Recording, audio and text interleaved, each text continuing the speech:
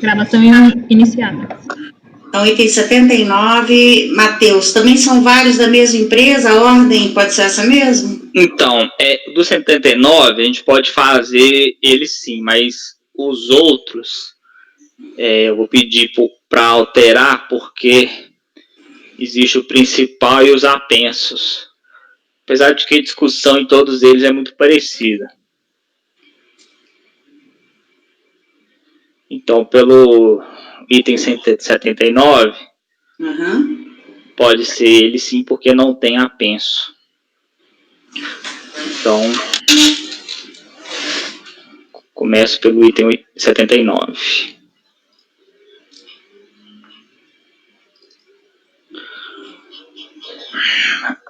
Então, final 2008-83, Indústria e Comércio de Imóveis Vecine Limitada. Item 79, estou aproveitando o relatório da DRJ, trato de crédito previdenciário lançado pela fiscalização, conta a empresa, acima identificada, e refere-se às contribuições devidas à Previdência pelos segurados empregados, arrecadados pela empresa, mediante desconto da remuneração e não repassados à Seguridade Social. Relatório fiscal registra que o fato gerador da obrigação previdenciária foi apurado com base na remuneração dos segurados empregados, lançados os recibos apresentados pela empresa e nos valores declarados em GFIP. O crédito foi consolidado, cientificado do auto de fração, o contribuinte apresentou impugnação, no qual alega em síntese que a nulidade do lançamento, por ter a fiscalização desconsiderada dos documentos apresentados, pautando-se em valores equivocados para apuração dos mesmos, alega que a fiscalização agiu com excesso, pois não havia motivação para lavratura do auto de infração, baseado no princípio de eventualidade, requer a atenuação e relevação da multa. Em seguida, se prevê o julgamento proferido pela DRJ, cujo dispositivo considerou o lançamento procedente com a manutenção do crédito tributário exigido. Transcreva abaixo. Contribuinte inconformado interpôs recurso voluntário, trazendo as seguintes alegações em síntese. A análise dos lançamentos deu-se de forma equivocada, sendo que fatos e informações essenciais foram desconsiderados pela auditora. A fiscalização ante a alegada ausência de documentos se pautou em parâmetros equivocados para apuração dos valores em abertos. O ato administrativo que exalou o auto de infração impugnado é manifestamente ilegal. A recorrente desempenha função social de suma importância, requer ainda pelo princípio da proporcionalidade, levando-se em conta as ilegalidades, desaguando em defeito formal no auto de infração impugnado, entendo que não deve ser penalizada financeiramente em hipótese alguma, requer a atenuação da multa aplicada em 50%. Este é o relatório, não houve apresentação de contra-razões. Passo ao voto. Juízo de admissibilidade, recurso intempestivo, preenche os requisitos, toma conhecimento, em razão do inciso 3º do artigo 151, exigibilidade de conta suspensa. Passo ao preliminar. Item 2. Preliminarmente, do que se depreende do recurso apresentado, a recorrente pleiteia a nulidade do lançamento por ausência de motivação e ausência de liquidez e certeza do crédito tributário lançado. Afirma, pois, que a fiscalização desconsiderou os documentos apresentados, pautando-se em valores equivocados para apuração dos mesmos. Alega ainda que a fiscalização agiu com excesso, pois não havia motivação para a lavratura do auto de infração. É certo que a constituição do crédito tributário por meio do lançamento exige do fisco observância da legislação de regência, contudo, entendo que não assiste razão a recorrente, estão no rígido da exigência empírica, não havendo que se falar em nulidade do lançamento. Conforme bem analisado pela DRJ, o relatório fiscal que registra o fato gerador da obrigação previdenciária relativo ao período do lançamento foi apurado com base em documentos apresentados pela própria recorrente, referente à remuneração dos segurados empregados, contribuições retivas declaradas em GFIP, não havendo nos autos nenhuma prova em contrário, tendo sido os fatos geradores apurados diretamente a partir de documentos elaborados pela própria contribuinte. Não procede a alegação recursal de que não existiriam provas, mas meras suposições. O contribuinte confessou que deve, incumbe ao autor o ônus de comprovar os fatos constitutivos do direito e a parte diversa a prova do fato impeditivo. Entendo que encontram-se preenchidos os requisitos do artigo 142 do CTN. Além disso, o contribuinte se limita a arguir genericamente que fatos e informações essenciais foram desconsiderados pela fiscalização, bem como que a fiscalização teria se pautado em parâmetros equivocados para apuração dos valores em aberto, sem, contudo, apresentar quais fatos e informações foram supostamente ignorados, assim como não apresenta qualquer demonstrativo apontando suposto equívoco nos valores lançados, ou seja, não apresenta qualquer prova a respeito. Então, estou afastando a preliminar e passo ao exame do mérito. Pois bem, inicialmente cabe destacar que a responsabilidade por infrações à legislação tributária, via de regra, independe da intenção do agente, artigo 136 do CTN. Quanto ao pedido de atenuação, relevação da multa, cabe esclarecer a distinção existente entre a obrigação principal e acessória. Aqui eu esclareço a diferença e, por se tratar de lançamento de obrigação principal, não há hipótese de relevação da multa. E ainda que fosse admitida a relevação, não foi comprovada a correção da falta nos autos. Além do mais, sequer é possível falar em denúncia espontânea, somente aplicável se o ato coletivo do contribuinte com recolhimento do tributo ocorrer antes de iniciada a ação fiscal, que não se vislumbra na hipótese dos autos. Já no tocante às arguições de ilegalidade e inconstitucionalidade, cito a súmula CARF 2, enfrentadas questões acima, apenas faço um pequeno reparo, determinando, por força do artigo 106, e o segundo, a linha C do CTN, o recálculo da multa aplicada nos termos da portaria PGFN RFB número 14 de 2009, caso seja mais benéfico ao sujeito passivo. Então, estou conhecendo o recurso voluntário para rejeitar a preliminar no mérito da parcial provimento, a fim de determinar o recálculo da multa em conformidade com a portaria conjunta, se mais benéfico para o sujeito passivo. Cléberson. Acompanho.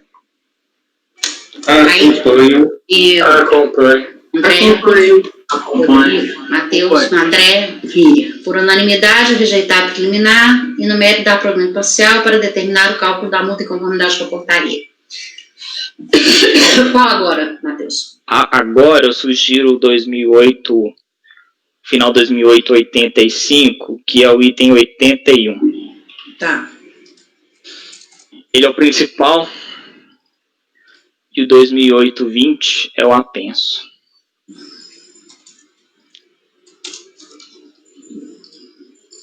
Então, como as alegações são praticamente as mesmas, eu apenas vou pontuar as pequenas diferenças. Desculpa, esse item mesmo, Matheus, que eu não escutei direito. Item 81. Certo, obrigado. Que existem nos casos.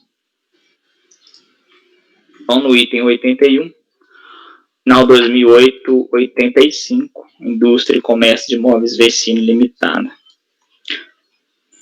Aqui, este aqui se trata de contribuições previdenciárias patronais, inclusive aquelas destinadas a financiamento dos benefícios concedidos em razão do grau de incidência de incapacidade laborativa decorrente dos riscos ambientais de trabalho, RAT, incidente sobre a remuneração dos segurados empregados, conforme o levantamento LEV.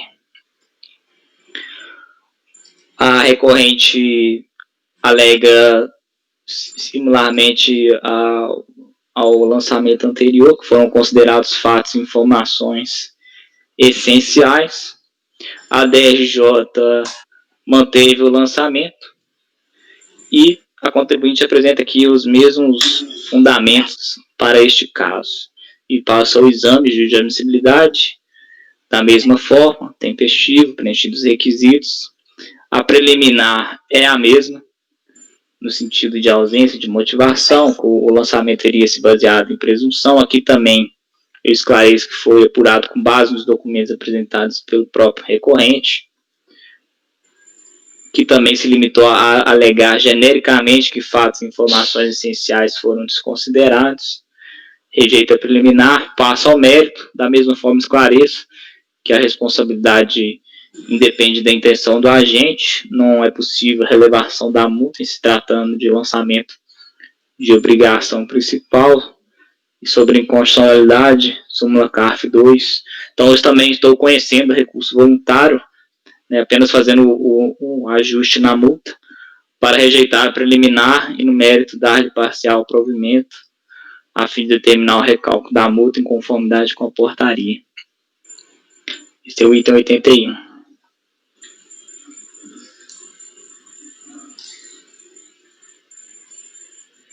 Cleverson? Acompanho o voto do relator. Acompanho. Acompanho.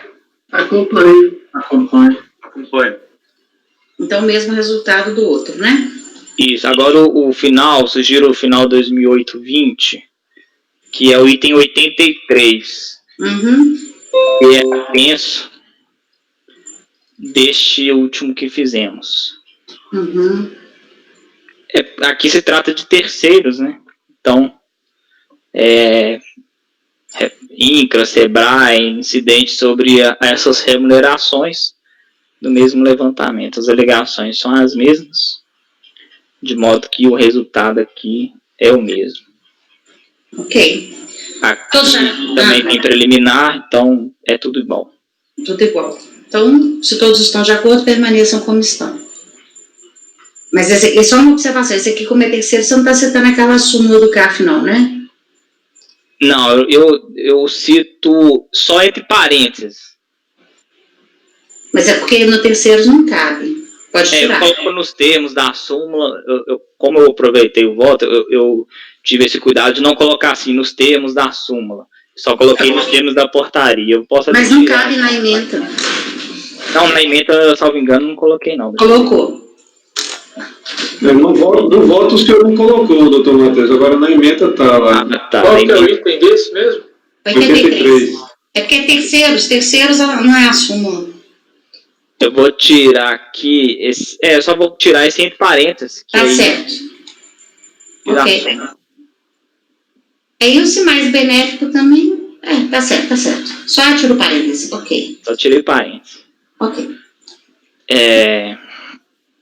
Agora, minha sugestão é 2008-74. Final de 2074, que é o item 82. O item 82. Esse aqui é RAT, incidente sobre a remuneração de segurados e empregados, levantamento AIR, gratificações natalinas, levantamento DSQ. Caminhou no mesmo sentido. Aqui a única diferença é que não foi com base na GFIP, mas com base na RAIS, que esses fatos geradores foram apurados. Então também é um documento emitido pelo próprio contribuinte. Não há de se falar que o lançamento se baseou em mera presunção. E o mérito são as mesmas alegações. Independe se o contribuinte desempenha atividade econômica de relevância em sua região, em razão do artigo 136 do CTN, as mesmas considerações sobre a relevação da multa, e apenas faço esse pequeno ajuste nos termos da portaria. Então, também afasta a preliminar e no mérito, o provimento parcial. Da mesma forma. Igual a ele ao 84? Sim. Ok. Se todos estiverem de acordo, permaneçam como estão. Tá certo. E o último? Não, tem mais dois, né? Não, 79, 80 já foi? Esse último que a gente fez é o 2008-74. Tem o 2008-40. Eu falei que igual. E o 2008-94. O 40. Que é apenso deste aqui, o último que a gente fez. Então, 2008-40, que é o item 80. 80? Isso. Tá. Que é o item 80. É a mesma situação deste aqui, contribuições previdenciárias, parte dos segurados, incidente sobre a remuneração. O levantamento aqui também foi feito com base na RAIS. Então, a fiscalização acabou segregando esses lançamentos também com base de onde o fato gerador foi constatado. Então, o resultado é o mesmo, as mesmas alegações, a preliminar também é a mesma. Estou conhecendo o recurso voluntário para rejeitar a preliminar no mérito da parcial ao provimento, a fim de determinar o recálculo da multa. Ok. E o outro? O outro apenso é o item, é o processo final 2008-94, que é o item 84. Esse aqui são os terceiros, e aí eu faço a mesma observação que eu tiro lá da emenda. Parênteses que eu cito a súmula, mas é o mesmo resultado, tendo em vista que esse é apenas os terceiros dos processos anteriores. Então, o resultado é o mesmo. Então, só para confirmar, dos itens 79 a 84, o resultado é o mesmo, rejeitar a preliminar e dar provimento parcial para o recálculo da multa conforme portaria 14, certo? Correto. Se todos estiverem de acordo, permaneçam como estão, senão alguém pode se manifestar, claro. Então, ok, julgados esses daí, o próximo é o item 85, Pinheiro.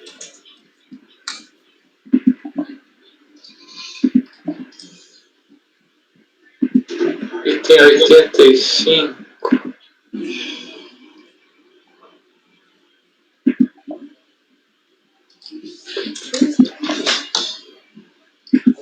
Pinheiro.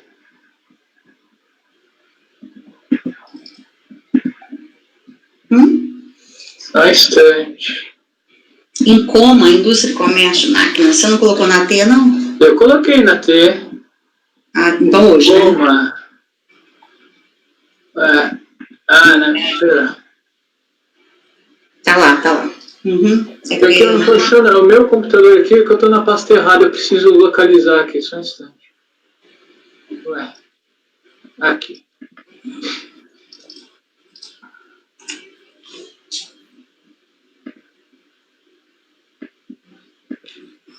Abri. Então, em coma, indústria e comércio de máquinas para madeira. Ele é um processo que envolve recurso voluntário em face de decisão que julgou procedente o lançamento veiculado em notificação de lançamento, uma NFLD, que envolveu as competências 8/2002 a 5/2006, ela foi cientificada em 11/9/2006. Eu transcrevo aqui um excerto do relatório fiscal. A impugnação vai discorrer sobre INCRA, inconstitucionalidade, salário e educação, SEBRAE, SESC, SENAC, multa, SELIC, transcrevo as emendas da decisão notificação. Cientificado, ele alega novamente inconstitucionalidade do depósito recursal, discorre sobre INCRA, agora SESI, SEBRAE, SENAI. Inconstitucionalidade, salário e educação, vai tratar de multa, SELIC, CADIM, CND, faz um pedido tratando do INCRA, SESI, SENAI, SEBRAE, vai salário e educação, retoma CND, CADIM, falou também sobre SELIC, enfim. É o relatório, admissibilidade, diante da intimação em 20/3/2007, o recurso interposto em 9/4/2007 é tempestivo, não se exige mais o depósito recursal. Preenchidos os requisitos, toma conhecimento, a suspensa de exigibilidade. Sobre o INCRA, ele vai... Eu dou uma introdução a respeito da legislação. Apesar dos inúmeros debates, essa questão já restou pacificada pela STJ. Aqui transcrevo o excerto da emenda do RESP 977058, que é de recurso repetitivo. A tese firmada, ela cristaliza o que já consta da súmula 516 do STJ. Aqui discorro sobre o meu argumento tradicional, já conhecido de todos, sobre a referibilidade indireta. Por fim, a presidente colegiada é incompetente para apreciar a constitucionalidade ou não da contribuição em questão. Está lá no decreto, na súmula CARF 2. Aí também existem os temas 108 e 495, que tem apenas repercussão geral reconhecida. Na sequência, eu trato do SEBRAE, SESI e SENAI. No que toca a contribuição ao SEBRAE, já tem a jurisprudência do Supremo definida, é o tema 227, aqui eu transcrevo, a tese, a descrição, a ementa da decisão. Enquanto contribuição de intervenção no domínio econômico afasta-se a alegação de bis in idem, de tributação em relação à contribuição previdenciária sobre folha, quanto à alegação de as contribuições SESI, SEBRAE e SENAI serem inconstitucionais, em razão do 149, não estruturar a regra matriz de contribuição de intervenção no domínio econômico, reitera-se que o presidente colegiado é incompetente para declarar a inconstitucionalidade. Por fim, destaque-se que no julgamento do RE 603-624, que é o tema 325, especificamente sobre o SEBRAE, se definiu as teses de que as contribuições devidas ao SEBRAE, a APEX, a BDI, com fruto na 8.029 de 90, foram recepcionadas pela Emenda Constitucional 33 de 2001. Quanto à inconstitucionalidade de salário e educação, toda a argumentação da empresa é recorrente e cai por terra, também diante da tese definida no tema 518 do RE 660933. De qualquer forma, o presidente colegiado seria incompetente para se pronunciar sobre inconstitucionalidade. Quanto à multa, a multa lavrada observou a legislação especificada no FLD, não sendo o artigo 61, parágrafo 2º da Lei 9.430 aplicável.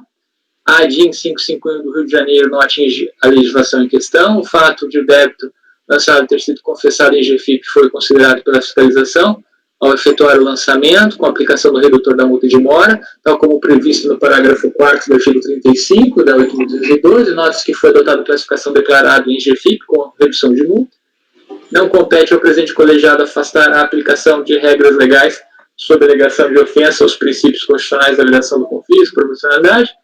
A legislação invocada no FLD autoriza a incidência concomitante da multa e dos juros de mora, não havendo que se falar em razão de um suposto anatocismo de encargos, capitalização de juros, suposto bis in idem, ainda mais considerando-se que a argumentação da recorrente se pauta na aplicação por analogia do decreto 22.626 da súmula ou de súmula não vinculante. As situações não são semelhantes e não há como se aplicar a analogia para se afastar a legislação tributária específica aplicável ao caso concreto.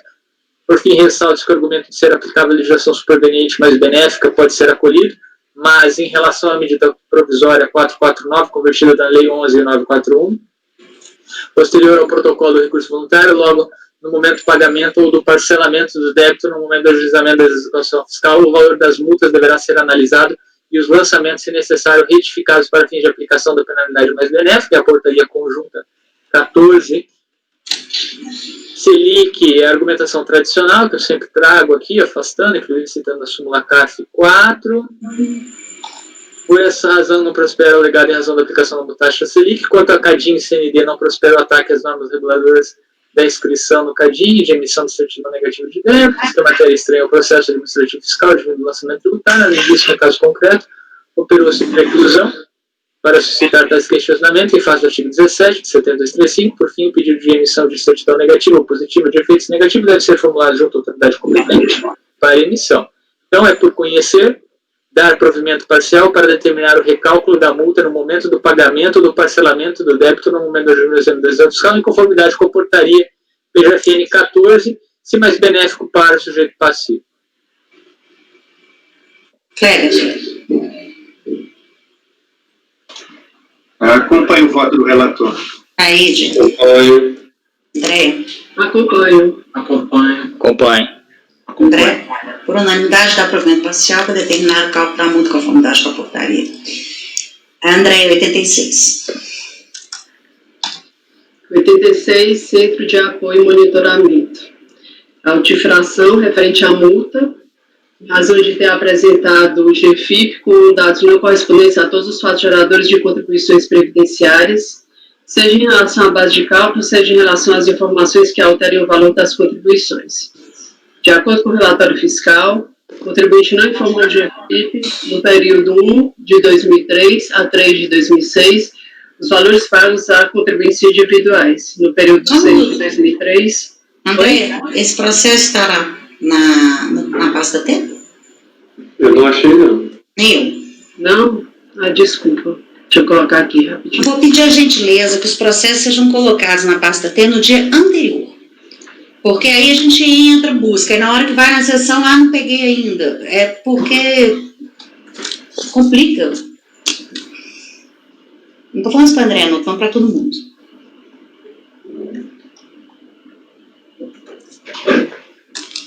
Pelo menos nas sessões virtuais.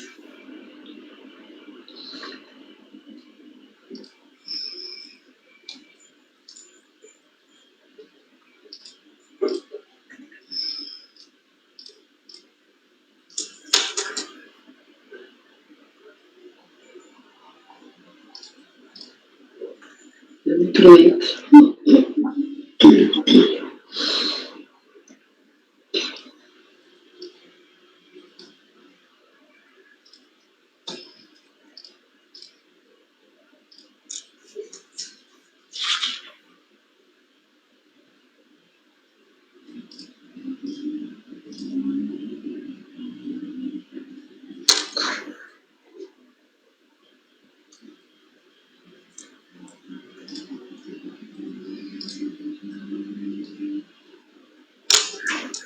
Posso?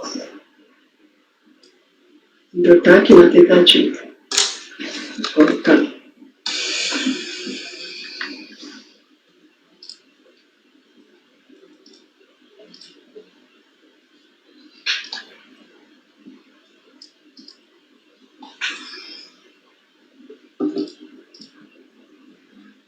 Incluído. Peraí, está entrando ainda. É 86. É 85. Já tá. Pode continuar. Tá. Então, no relatório fiscal, ele diz que o contribuinte não informou em GFIP no período de 1 de 2003 a 3 de 2006 os valores pagos a contribuintes individuais. No período de 6 de 2003 a 4 de 2007, o contribuinte informou FPAS 639, consequentemente não foi calculado o valor correto devido de contribuintes individuais e JURAT. No período de 1 de 2003 a 4 de 2007, o contribuinte não informou os valores de vale transporte pagos em desacordo com a legislação pertinente. As contribuições devidas foram lançadas no lançamento de débito confessado do LDC, que eu cito o número. A DRJ julgou procedente a atuação com relevação da multa das competências 3 de 2005 a 3 de 2006, recurso voluntário, apresenta as folhas 1460 a 1470, instruído com os documentos de folhas 1471 a 2402. Mérito. A recorrente traz os mesmos argumentos inseridos na peça impugnatória inicial, alega que o fato ensejador do auto de infração recorrido foi devidamente saneado através das respectivas certificações dos dados codificados erroneamente, conforme demonstrado pelos documentos anexos, assevera que há de ser considerar que a entidade beneficente sem fins lucrativos e que presta relevante serviço social, razão porque mero erro de preenchimento de campos em formulários, que obviamente não revestiram-se de má-fé, não devem dar suporte a tão votosa multa, afirma que cumpre os requisitos do artigo 14 do Código Tributário Nacional e que há de ser desconsiderado artigo 55 da Lei 1812, por ser lei ordinária que trata de matéria reservada à lei complementar. Assevera ainda apenas no recurso voluntário que no período abrangido pela autuação, não contratou serviços de contribuintes individuais autônomos e que os lançamentos foram indevidamente feitos em livros, razão pela contabilidade que não lhe prestava serviços. Afirma que a aquisição do vale transporte era regularmente declarada em folha e repassada como tal. Anexa aos autos os documentos de folhas 1471 e diante, relativos a folhas de pagamento, emitidas pela contabilidade, junta novamente os protocolos de envios de arquivos com atividade social relativos às GFIP e CFIP, também anexadas. Inicialmente, cabe esclarecer que todas as contribuições devidas foram confessadas e lançadas através do lançamento de débito confessado LDC, que eu cito o número. conforme se depreende do próprio lançamento. Assim, não cabe alegações relacionadas aos fatos geradores já confessados. Ademais, a condição de dívida importa em renúncia ao direito sobre o qual se for o interposto, conforme se depreende do regimento interno do CAF, aprovado pela portaria, que eu cito aqui, a 78 dos parágrafos. No que tange à multa aplicada, verifica-se que está em consonância com o disposto no artigo 32, inciso 4, parágrafo 5º da Lei 8.812, que eu cito, e as circunstâncias atenuantes da penalidade estão previstas no artigo 291, parágrafo 1º do Decreto 3.048, vigência época do fato gerador, nos seguintes termos que eu cito. Os documentos adunados aos atos, folhas 155 e seguintes, e folhas 1.522 seguintes, indicam que os protocolos de envio das GFIPs foram juntados dentro do prazo para a apresentação da impugnação. Entretanto, há de se destacar que a falta deve ser corrigida integralmente em cada competência. De acordo com o relatório fiscal da infração, os fatos geradores são não informados em GFIP compreendem os valores pagos a contribuintes individuais, parte patronal da empresa e dos contribuintes individuais, por ter a empresa colocado FPAS 639, além de RAD, valores de vale transporte, e conforme analisado pela DRJ, comparando o declarado no sistema GFIP-Web, verifica-se que somente houve correção integral da falta para as competências 3.2005 e 3.2006, conforme o discriminativo do quadro demonstrativo de folhas 14 e 53. Diante do exposto, deve ser mantida a decisão de piso. O disposto, voto por conhecer do recurso voluntário e negar-lhe provimento. Nesse aqui não cabe o recálculo da multa? Tendo esse débito confessado. Não sei. Será que cabe? Acho que de qualquer forma cabe. Pode ser. Não é? Pinheiro, Cléberson. Eu não estou entendendo aqui. As alegações do recurso foram veiculadas. O lançamento principal foi uma LDC. O lançamento, ele confessou os débitos, foi? Não teve um lançamento. Teve um lançamento de obrigação principal que não tenha sido veiculado em LDC? Em AI ou NFLD? Não. Então, está tudo nessa LDC. Como é que se chega a essa conclusão?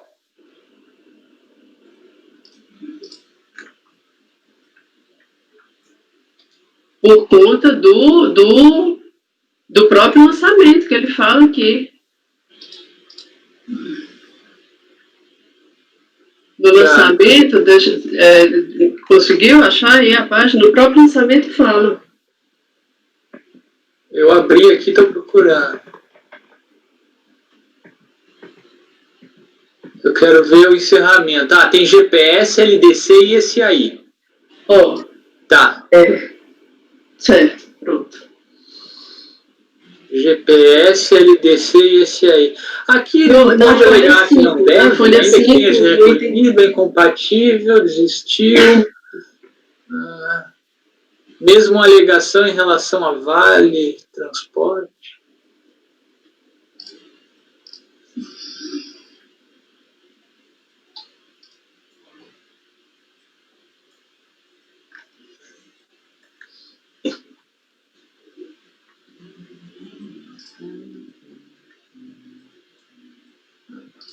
Porque aqui não é isolado, você não teve lançamento de principal, como é que vai calcular o comparativo da multa, doutora Miriam? Não é com certeza. Mas o lançamento do principal, mesmo confessado, ele não fica com a multa, né? Fica, tem mora. Eu acho que vai com a multa. Multa de mora. Aí aqui ou faz o comparativo com a multa de mora ou vai fazer com a I-78. Mas retroatividade benigna tem.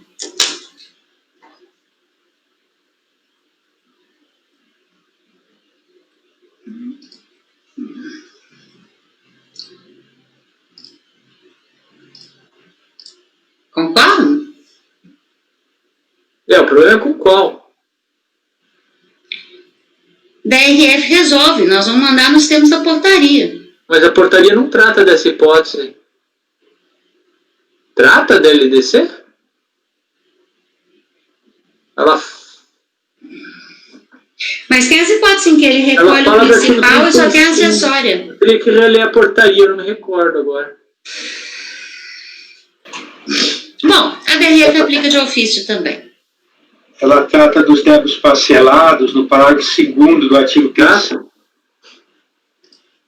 Agora, por que se dá essa comparação?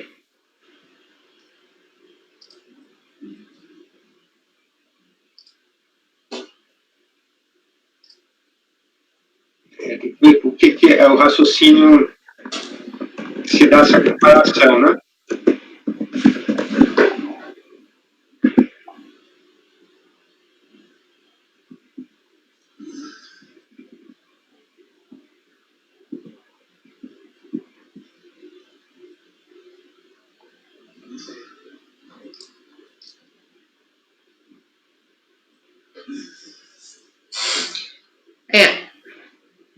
Porque, embora seja um débito em LDC, ele não deixa de ser um débito resultado de uma ação fiscal, né? Com aplicação de multa. Não, e mesmo que não tivesse a LDC, tivesse só a acessória, teria que comparar com 78.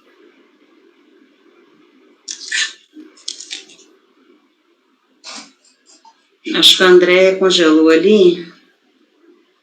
Quem que é esses? Não Gitze. sei. Não tem nome. Sou eu. É o André. Entrei pelo celular aqui que a minha conexão de casa caiu. Uhum. Eu vou mudar uma... Tá bom? Eu acho que cabe de qualquer jeito. É provimento parcial para determinar o cálculo conforme portaria. Tá. Cleverson. Eu, André, entendeu? André. Aham. Cleverson. Provimento parcial, não é isso? É. Porque para aplicar a portaria. eu aqui, nesse processo, eu tô em dúvida, porque tem aqui vale transporte. Pois é, tem o vale transporte, só que ele... Ele corrigiu isso, ele incluiu, porque foi uma correção parcial, né? Uhum. Por isso que a multa foi atenuada apenas em algumas competências. Exatamente, a correção foi parcial. Tá, e nessa correção ele corrigiu o vale transporte? Corrigiu tudo, né? Não, mas se ele corrigiu tudo, por que foi parcial? Não, na competência que foi aceita. Não, mas então, se a DRJ só aceitou algumas competências, é porque ele não corrigiu tudo. Uhum. Mas aí, no que ele corrigiu, tá o vale transporte?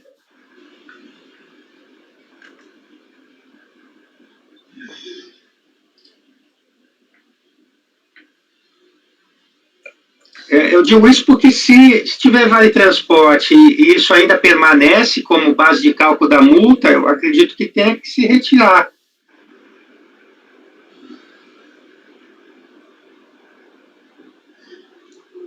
Entendi. Diferente se ele mesmo confessou, né? Aí, no caso, acho que não caberia. Exato, Eu não cheguei a olhar o processo, eu estava só aqui para entender pelo voto, né? Entender aqui que foi considerado procedente a autuação pela DRJ com relevação da multa em duas competências. Duas competências, deixa eu dar uma olhada aqui. Mas aí restou um valor muito alto de multa. Né? Mas falando do voto, o que eu achei estranho foi o seguinte, ó. Cabe esclarecer que todas as contribuições devidas foram confessadas e lançadas através do LDC, conforme se depreende do próprio lançamento. Mas não teve parte quitada direto para o GPS também?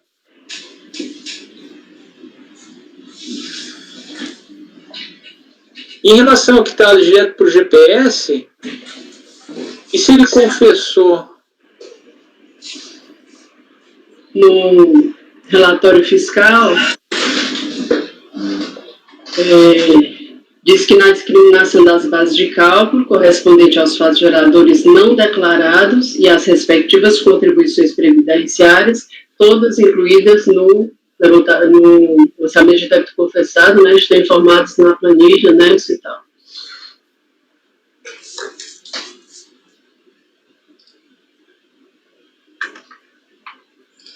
É porque, doutor Cleberson, se o senhor entende que tem que ser analisada essa questão do Vale Transporte, por que não analisar também as demais? Porque elas também, de certa forma, falam, eu não devo declarar este valor, a multa é indevida.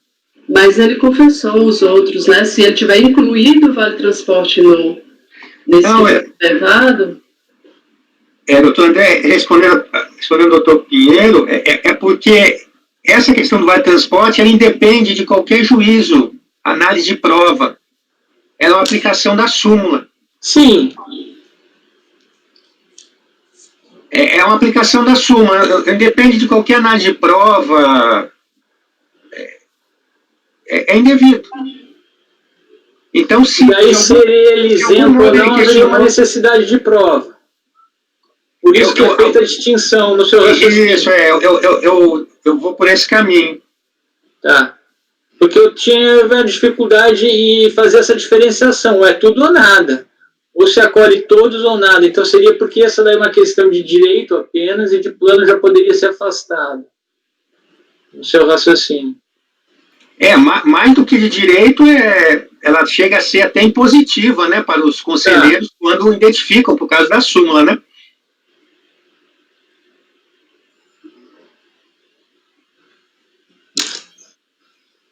Agora, eu não cheguei a olhar o processo mesmo, estou me baseando no que a doutora Andréia está relatando, né? E para tentar entender. Me parece que a comparação ela tem que ser feita realmente, e para facilitar, seria apenas citar a portaria, né? Uhum. Isso. Na questão da comparação, né? Agora, aqui também a questão de ser entidade beneficente, parece que não há nenhuma prova que ela era, né? Não. Isso, né? Então, não há prova que ela era beneficente.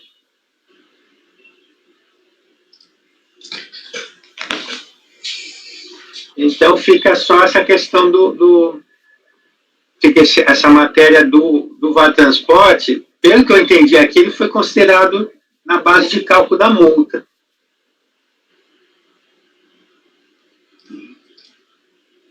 Vamos deixar a André olhar se foi ou não. A gente julga de tarde, pode ser? 86. Ok. É mesmo. Isso. Vamos voltar nos nossos ITRs.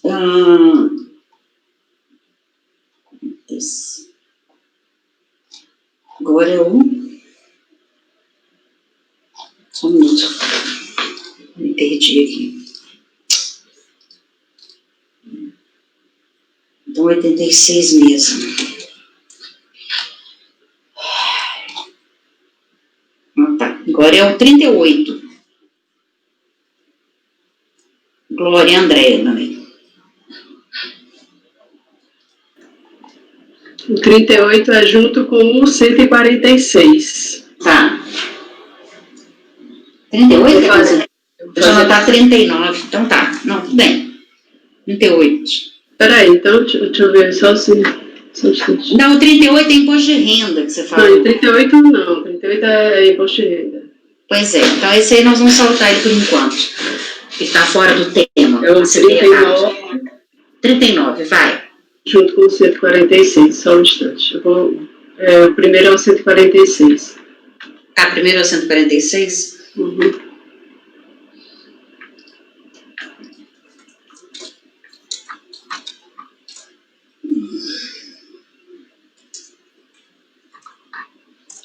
ITR, exercício de 2004 e 2005, De acordo com a descrição dos fatos e enquadramento legal, o contribuinte regularmente intimada não apresentou ato declaratório ambiental a fim de comprovar que o imóvel está inserido em área de preservação permanente, em razão da não apresentação... André, ele está na pasta? Tá lá. Ah, tá junto, tá na tarde, ok, beleza, desculpa, pode continuar. Em razão da não apresentação do lado de avaliação... Só para confirmar, no final das contas, qual que é o item? 146. 146. Obrigado. Em razão da não apresentação de laudo de avaliação do imóvel, o valor da terra nua declarado foi modificado com base nas informações do Sistema de Preços da Receita Federal do Brasil. Foi julgado improcedente no recurso voluntário, com os documentos de folha 112 a 135. O contribuinte alega que o imóvel objeto da demanda tem sua área total coberta por florestas nativas e está contido em área de restrição de uso declarado pelo poder público e, por essa razão, está intocada pelo contribuinte há mais de 15 anos. Aduz que, em razão disso, o imóvel tem direito à exclusão de sua área total da base de cálculo ITR. Com relação ao ADA, afirma tê-lo apresentado ao IBAMA no exercício de 2008, informando as áreas de utilização limitada aptas a serem excluídas da base de cálculo ITR. Complementa dizendo que, passados quase 3 anos, esse documento não foi contestado pelo órgão ambientalista, informa que, através do ofício do IBAMA, foi indeferido seu pedido para exploração de florestas, reconhecendo a utilização limitada da área de 875 hectares por situar-se na abrangência da área tombada da Serra do Mar.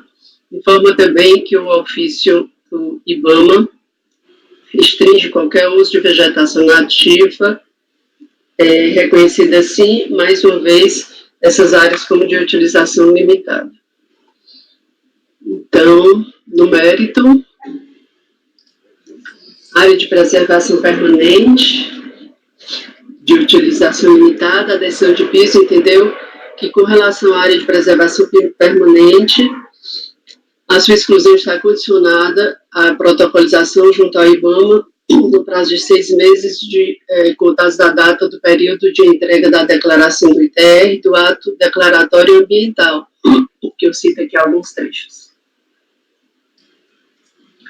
No final, diz assim: sendo, restando não cumprida a exigência de apresentação do ADA, ou comprovada a protocolização tempestiva de seu requerimento para fins de não incidência do ITR, exercício 2004-2005, entendo que devem ser mantidas as alterações efetuadas pela fiscalização para efeito do crédito tributário suplementar.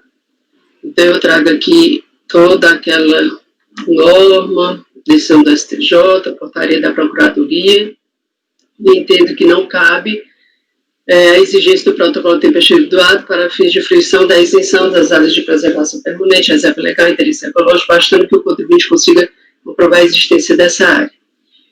Pois bem, desde a impugnação, o contribuinte afirma que a área total do imóvel é considerada área não tributável, juntando aos autos os seguintes documentos: ofício do DE, através do qual notifica o contribuinte acerca da não aprovação do plano de manejo florestal, tendo em vista que, de acordo com o parecer da Secretaria de Estado de Cultura, ofício número tal, a área encontra-se inserida ao perímetro destinado ao tombamento da Serra do Mar, sendo esta área correspondente a 875 hectares, 88% da área total. O acórdão do Tribunal de Justiça do Estado do Paraná, relativo à apelação civil, que pleiteia a desapropriação indireta e, não obstante a improcedência da demanda, o tribunal confirma os fatos de que houve tombamento da Serra do Mar por ato do Estado. No entanto, quando a empresa adquiriu o imóvel, já existiam nele limitações impostas pelo Código Florestal quanto à preservação permanente de florestas, que foi apenas disciplinado pelos decretos estaduais. Traz ainda aos autos, com recurso voluntário, os seguintes documentos: a averbação das áreas de 351,44 hectares e 556 hectares gravadas como de utilização limitada, ofício do superintendente estadual do IBAMA, em que comunica a suspensão de corte plano de manejo por força de decreto estadual, esclarecendo que não poderão ser efetuadas quaisquer das operações de corte, abate e remoção da vegetação, ato declaratório ambiental, ADA, do exercício de 2008, que traz as seguintes distribuições das áreas do imóvel rural: área de preservação permanente, 175 hectares, área de reserva legal, 351,4, área coberta por florestas nativas, 885 hectares. Deixa eu retornar aqui. Hã? Eu perdi um pouco o sinal. Eu vou. Foi difícil restabelecer aqui. Estava com problema no meu cabo, não era a internet, tive que trocar o cabo. A leitura do 146. Exatamente. Obrigado. Eu tenho aqui, eu vou continuar aqui com o arquivo. Então, diante do exposto, em face do conjunto probatório, adunado aos autos, eu entendo que a área de 1.411,4 hectares do meu encontra-se isenta de tributação. O contribuinte ele não se insurge especificamente sobre o valor da terra nua. Então, ante o exposto, voto por conhecer do recurso voluntário e dar-lhe parcial provimento para isentar a área de 1.411,4 hectares.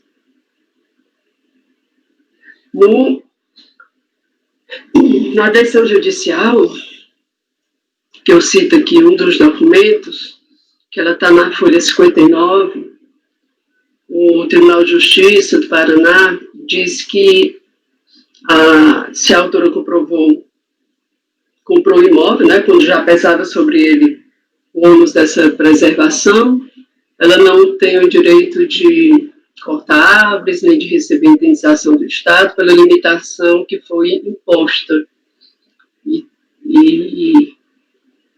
diz ainda, né, que o ato do Estado do Paraná, impedindo de explorar a reserva florestal existente no seu imóvel, denominado de Fazenda Iraiçá, decorre do próprio Código Florestal, que determinou que as florestas seriam consideradas de preservação permanente.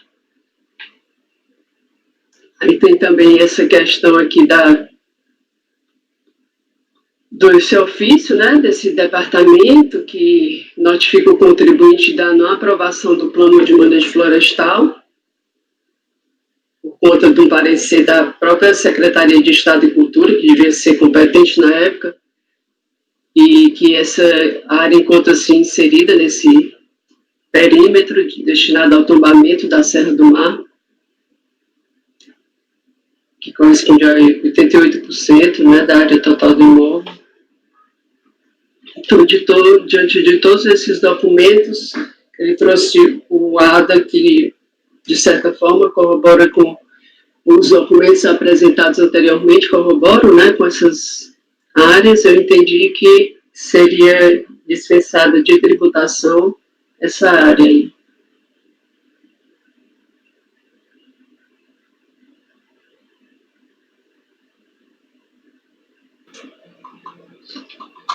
Doutora Andréia,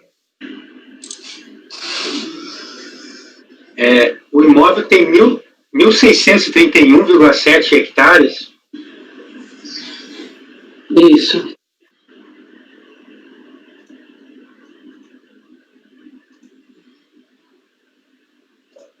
Então, a senhora vê, esse ofício da Secretaria do Estado da Cultura, ela fala de 875, né? Que corresponde a 88% da área total. Aparentemente, há uma divergência aí de informações, né? Se o imóvel tem 1.631 hectares,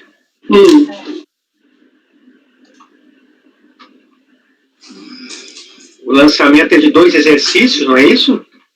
São de 2004 e 2005, em que o contribuinte declarou integralmente como área de preservação permanente todo o imóvel. Correto? E aí foi glosada essa área. Integral. Uhum. Isso.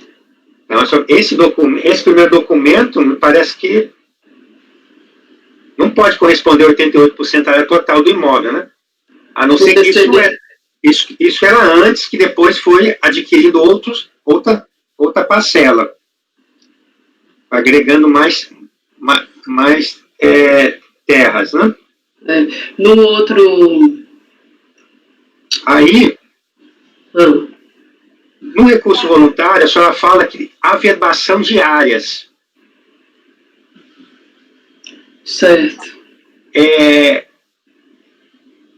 Essas averbações, pelo que eu estou vendo aqui, a senhora diz 350 em janeiro de 86, 556 em dezembro de 88.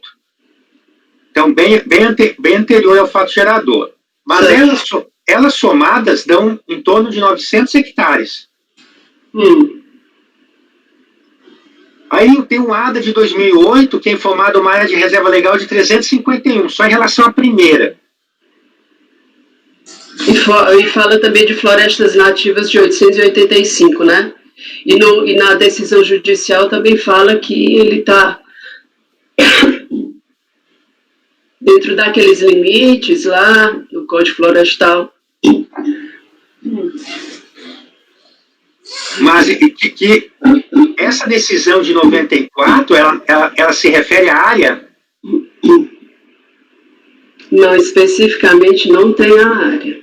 Porque a minha dúvida aqui, que eu estou levantando exatamente, é saber essa área.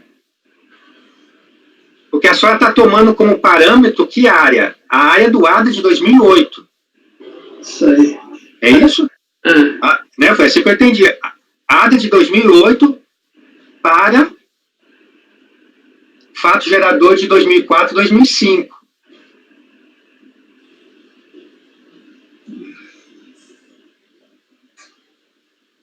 Embora a área de reserva legal do ADA e o que a senhora falou na averbação dos 351,4 ela converge. Esse 556, que estaria gravado também como de utilização limitada, ele pode estar inserido, então, nessas florestas nativas aqui.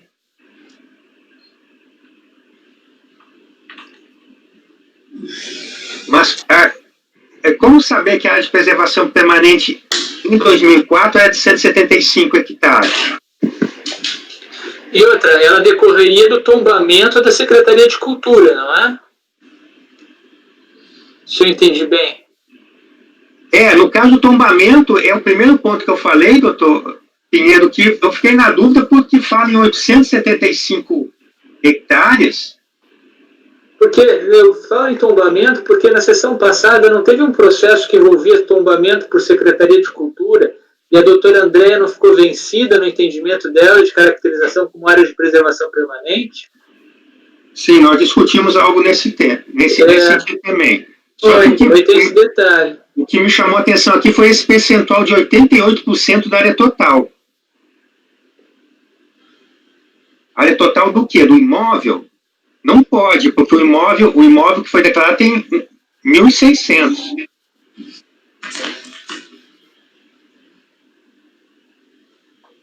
A soma das áreas aí não bate, não. Teria que analisar essa situação, né? O que acontece? Eu posso ter um imóvel num determinado ano, ele tem tantos hectares. Ali a 5 anos, ele tem mais ou menos, dependendo se eu adquiri ou vendi, né, alienei. Isso é perfeitamente compreensível. Mas tem que entender, porque nessas operações de alienação, aquisição, eu posso... Tem que ver o que eu estou adquirindo e o que eu estou alienando, né?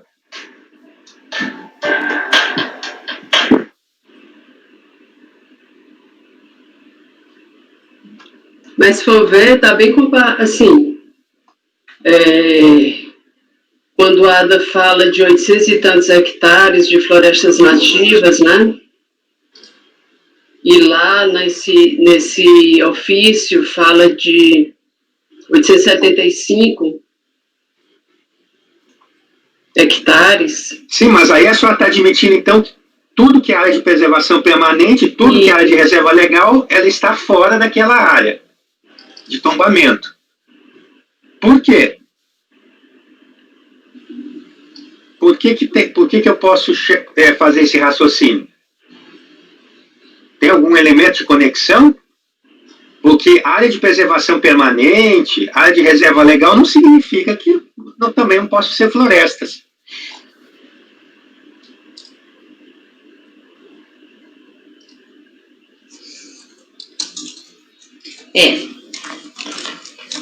Quer avaliar melhor essas áreas aí, André? Ou alguém? Eu não estou, só para finalizar minha parte, eu não estou, doutor André, assim, eu realmente, uma parcela dessa é área de interesse ambiental, com certeza.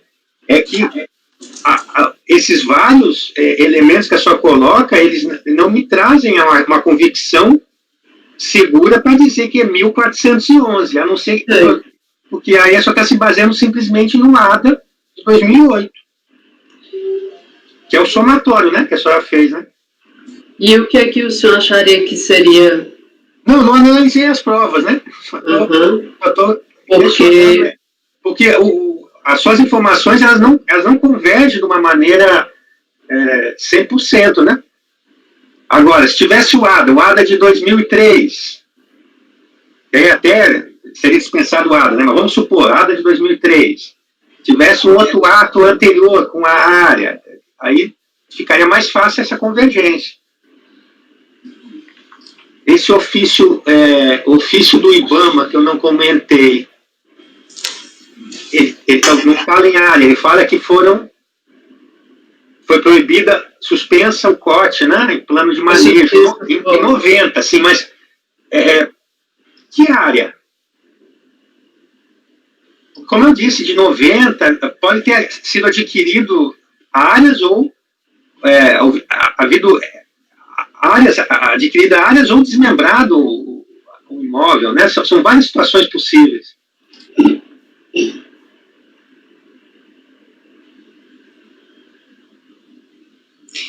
Não dá para julgar agora. Dá para revisar, André, essas áreas aí? Não sei se vai dar tempo, né?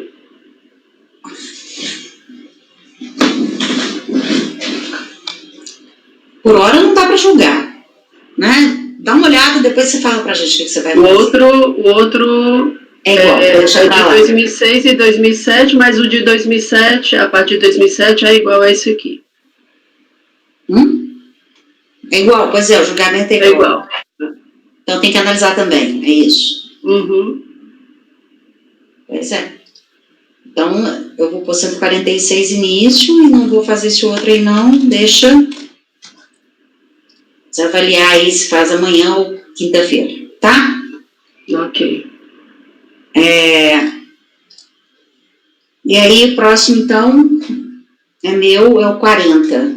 Hosts. 40, item 40.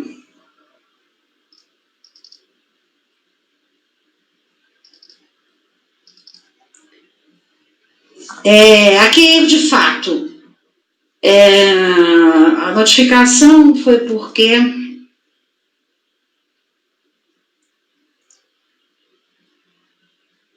áreas de produtos vegetais informada não comprovada, áreas de reflorestamento não comprovada, VTM declarado não comprovado.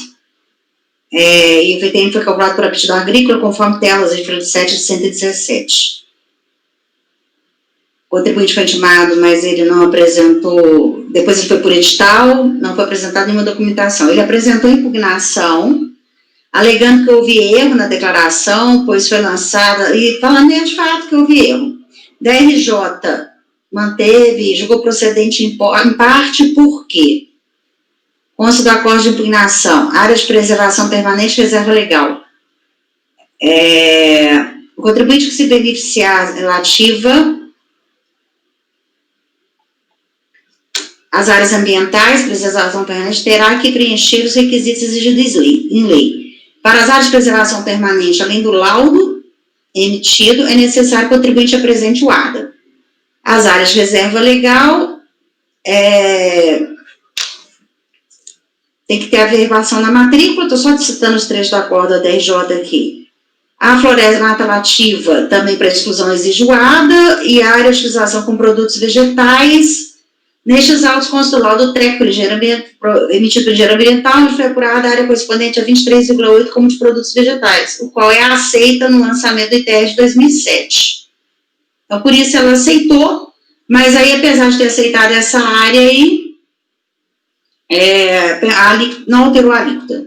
Certificado do acordo, o contribuinte apresentou recurso. Alega que houve duas formas de intimação adotadas pelo SRB, pois a para intimação utilizou seu endereço, para notificação o outro, a do imposto de renda. Diz ter havido prejuízo, pois só teve conhecimento da intimação juntamente com a notificação. Reitera a existência de APP, pois o imóvel encontra-se cravado na Mata Atlântica. Diz que o governo federal impediu o uso dos imóveis. Com relação à área utilizada para a plantação com produtos vegetais, afirma que não efetua qualquer forma de exploração vegetal. Ao preencher a DITR, o Sindicato Rural entendeu que mata nativa é área com cobertura vegetal, sendo que na DITR foi erroneamente incluída a área de floresta nativa como de produtos vegetais. Diz que elaborou o laudo técnico, corrigiu as declarações, mas não para 2007, que não pode ser feita online. Entende que não pode ser penalizado por erro da entidade sindical. Aponta os erros. Então, ele fala todas as áreas aqui que eu dizer que o sindicato é que mandou a DITR e mandou errado. Cita a legislação TR e afirma que não pode pagar imposto sobre a área em que lhe é permitido executar atividades florestais, minerais e agroparasitárias. Deve ser não, né?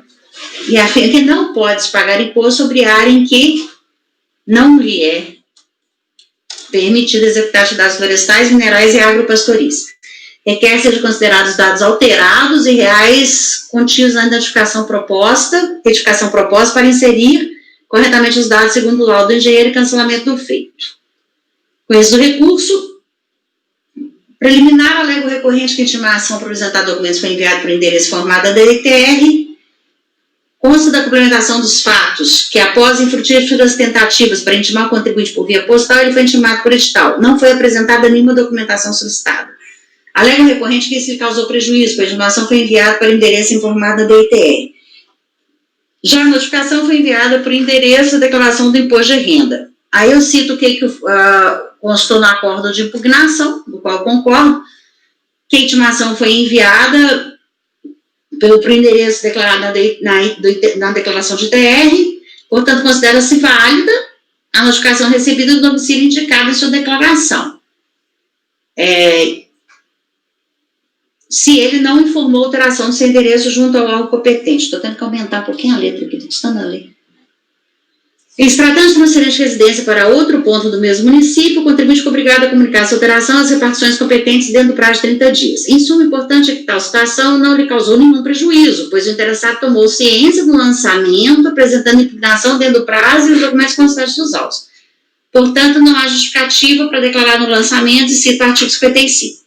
Dessa forma, não havendo prejuízo ao direito de defesa do contribuinte, tendo sido contribuinte regularmente chamado, não há de se falar em nulidade do lançamento. Ademais, o contraditório foi plenamente exercido com a apresentação de defesa. No mérito, eu cito a 9393, o decreto, e entro na... Portanto, a fiscalização pode intimar o contribuinte comprovar as áreas e valores declarados da ITR, uma vez não comprovado, pode a fiscalização efetuar o lançamento. Observe demonstrativo de folha 4, foi declarada a área de produtos vegetais 355 hectares, que o contribuinte afirma não existir. Diz que não efetua qualquer forma de exploração vegetal. Foi declarada a área com reflorestamento de 200 hectares, que o contribuinte informa ser de 24 hectares. Alega o recorrente que apresentou o laudo demonstrando as áreas presentes, que são diferentes das informadas na DITR, alegando que devem ser aceitas. No caso, aí eu vou para a tese de erro de fato, né? Qualquer elemento trazido nos autos pelo recorrente que não fizerem parte do lançamento refere-se a possível erro de fato que o próprio contribuinte deu causa, não sendo objeto de notificação e análise, não podendo ser alterada, seja para melhorar ou piorar a situação originalmente verificada. Logo, não pode ser objeto de apreciação os valores divergentes apurados no laudo apresentado, quanto a APP, a RL, área de floresta nativa e exploração extrativa. Resta claro que o recorrente, juntamente com a impugnação, introduziu um novo termo, estranhos em relação, um novo também em relação à ITR representada. Agora, sustenta que devem ser reconhecidas as áreas não tributárias de florestas nativas, preservação e reserva legal, em valor superior ao originalmente declarado, 0, bem como áreas utilizadas em exploração extrativa. Veja que não há amparo legal para para que, de forma isolada, se seja aferida às áreas, o que pode se questionar o processo fiscal é o que foi objeto de lançamento. Não havendo se falar em revisão ampla do lançamento parte do julgador. Tal situação sequer poderia ter sido discutida nos autos, já que não faz parte do contencioso administrativo instaurado pela impugnação do lançamento. Reconhecendo neste momento seria fundir dois institutos, a minha tese padrão, sendo assim, não pode ser reconhecido neste momento as áreas não tributáveis adicionais pretendidas. Quanto à área de utilização ou reflorestamento, foram glosados 200 hectares. O recorrente informa que, conforme laudo, ela é de 24 hectares. Admitindo tal área, o grau de utilização do imóvel seria alterado de 0 para 4,2, o que não altera a alíquota de 4,7 aplicada, não alterando o crédito tributário. Mesmo consideradas produções digitais admitidas no acórdão recorrido, que ele afirma que não existe, mas mesmo que fosse considerado, o grau subiria para 8,4, que também não altera a alíquota. Então, sendo assim, mantém-se o crédito lançado. Então, rejeita preliminar e nega provimento.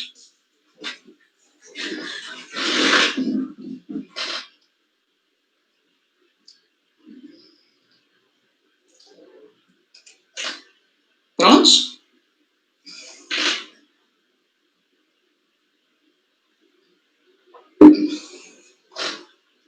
Cleberson? Eu estou analisando aqui, tem algumas considerações suas que eu tenho. Tem algumas ressalvas, né? A questão do como pensa, é uma questão de como pensa o julgador, né? Uhum. Aí eu estava vendo se a questão de conclusão ou não. Aqui um ponto que eu gostaria só de dizer é o seguinte: ele pleiteou área de exploração extrativa, é isso? Deixa eu só voltar aqui. Ele declarou 24 hectares como área de exploração extrativa. Não. E o laudo fala que tem. E depois não. Ele fala que está tudo em Mata Atlântica. Não. Ele declarou 200, né, de reflorestamento. Pois é, mas no laudo ele apresenta 24. Tá, ele só apresenta 24. Como exploração extrativa ou como reflorestamento? Reflorestamento. Tá, e a exploração extrativa? 18. E esse 18, ele foi analisado?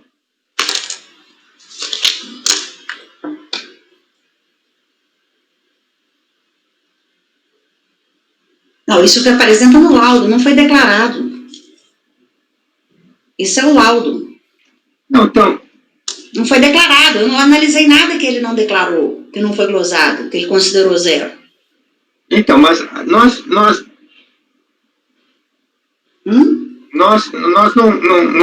não tínhamos encaminhado aqui um raciocínio na turma que quando era uma reclassificação, nós analisamos. Mas de área isenta, não? Me parece que esse ponto aqui, doutor Kleber, seria em relação à floresta nativa, que foi lançada como área de produtos vegetais, 355 hectares. Ele fala que houve um equívoco, que a área de produtos vegetais seria a área de floresta nativa. Mas aí muda a categoria. Aí iria para uma área utilizável para uma área isenta. Aí eu não sei se é um entendimento que eu posso reclassificar, não. Não. Eu tenho que reclassifico se ele declarou como APP para RL, por exemplo. Não, então, mas eu estava só dentro do mesmo quadro de distribuição. No caso, ele declarou 200 de reflorestamento.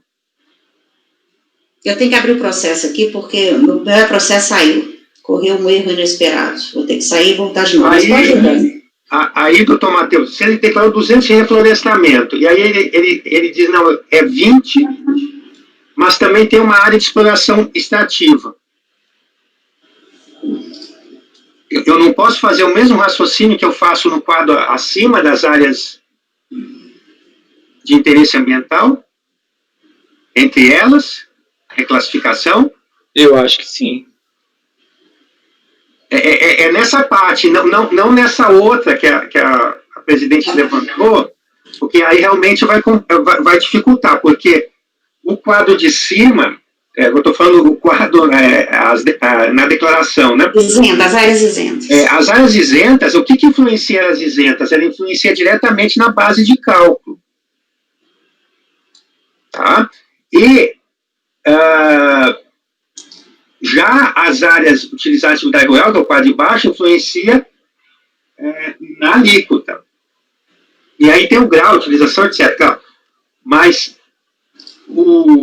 Mas as luzes não tem reflexo no imposto a considerar? Não é só na linha. Não, mas assim, eu digo que o comportamento, a variação não é a mesma. Ele não acarreta a mesma variação.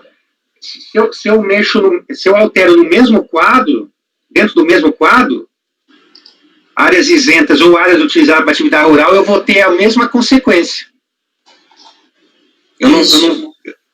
É isso que eu vou ter a mesma consequência. Já eu fazendo alteração entre os quadros, eu posso não ter a mesma consequência. Até pode acontecer, mas posso não ter. A consequência que eu falo é o valor final lá do imposto a pagar, né? Mas eu não entendi por que daria tratamento diferente o fato de estar num quadro ou no outro. Porque todos os dois têm reflexo final no imposto a pagar. Não, sim, mas dentro do fazendo a reclassificação dentro do mesmo quadro ou entre quadros diferentes? Entre quadros diferentes. Porque a área utilizada para atividade rural, essas áreas utilizadas para atividade rural, elas não influenciam na base de cálculo. Não, eu entendi, mas me parece ser muito mais um raciocínio matemático do que jurídico aqui, para eu não considerar essa reclassificação entre quadros distintos, não? Não é reclassificar, não. Não, a questão da reclassificação de quadros distintos é que pode acontecer de isso resultar em redução do tributo declarado. O que seria só possível até o lançamento. Pelo artigo 147, doutor Matheus. Entendi, mas aí o resultado não seria nos limites em que declarado?